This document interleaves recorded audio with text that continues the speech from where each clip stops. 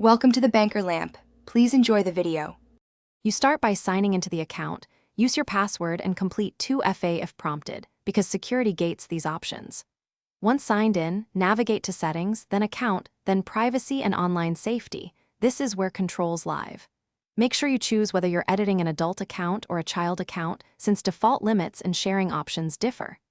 Now that you're on the Privacy page, prepare to inspect each category: communication, visibility, content, and app permissions. This is where you'll act.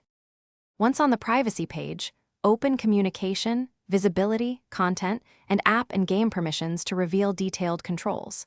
You'll use the View Details and Customize link to expose the granular options. This matters because presets aren't always right. For chat and messaging, set friends only or block to reduce unwanted contact. For visibility, choose what others see about presence and activity. Make changes deliberately, saving each section as you go, because some toggles cascade and affect multiple. After customizing, save and exit, then test the effects. Sign in with another account or ask a friend to confirm visibility and communication behavior. This proves the settings took effect. If you're managing a child via Microsoft Family, make sure changes sync on the family. Microsoft.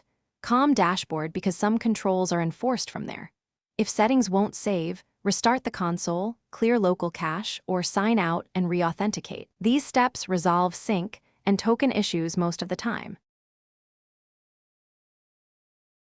Thanks for watching. If this was helpful, leave a like and consider subscribing. See you next time.